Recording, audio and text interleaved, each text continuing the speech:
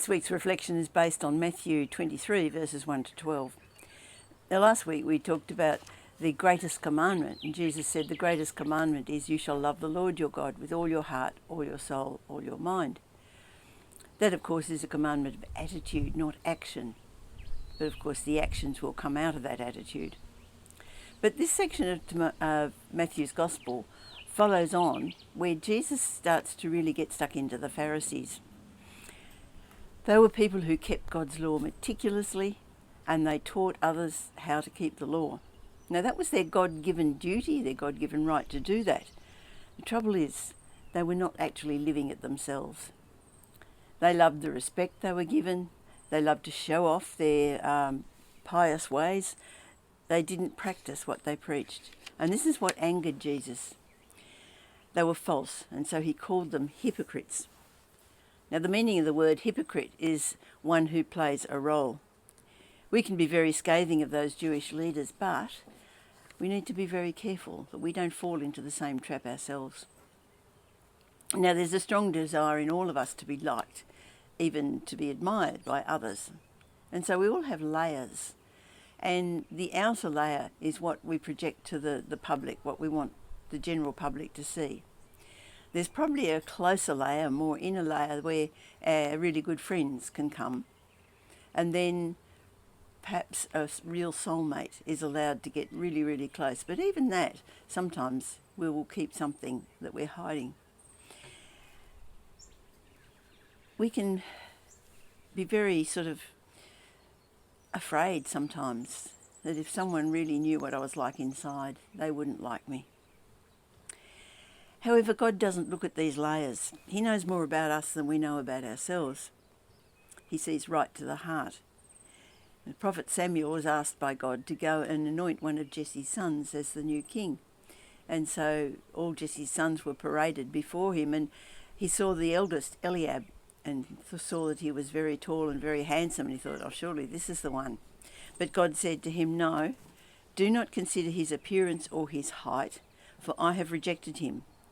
The Lord does not look at what human beings look at. People look at the outward appearance, but the Lord looks at the heart. That's 1 Samuel 16:7. In fact, the one that God had chosen as king, they had left behind because they just didn't think he was worthy. So he was left behind minding the sheep. And of course, that was King David, the greatest king of all time. God's looking for people who love him from their heart. He's not deceived by outward appearance. I saw on a notice board one day a saying, to dress up or to put on an outward show for God is like dressing up for an X-ray. When we give our lives to Jesus, we are to become a new creation. 2 Corinthians 5:17. Therefore, if anyone is in Christ, the new creation has come. The old is gone, the new is here. And this new creation is the life of Jesus living within us. And it's coming from the inside. It's not just putting on a new outer garment. Artificial flowers look really good these days. It's very hard sometimes to tell whether it's an artificial or a real flower until you get close. And then they're a disappointment. They have no fragrance and they're absolutely no use to the bees. They won't do anything in producing a new plant. And it can be like that with many people. They look really good from the outside, and they may appear to be even wonderful Christians, but when you get close, they are a disappointment. They produce no fruit, because it's all on the outside. Love the Lord your God with all your heart, all your soul, all your mind, and that's what goes on inside of us. That's going to lead us to a better outside anyway. I believe that an oak tree, rather than shedding its leaves in autumn like other trees do, it sheds them at late winter, early spring, because it's the sap, the new sap rising within the tree that forces the old leaves to fall off, and then of course the new can come. And so it should be with us. As the life of Jesus rises within us, our old habits, our bad ways should fall off, and the new come. When Paul was writing to Timothy, he was warning him, giving him advice, warning him against people who have a form of godliness but deny its power. That is, people doing the religious things but denying the power of God to work in them.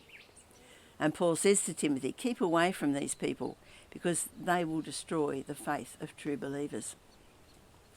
There's nothing more unpleasant or more dangerous, really, than a person who projects a godly appearance, but underneath their life denies all that they claim to be. The Lord looks at the heart. What does he see in us?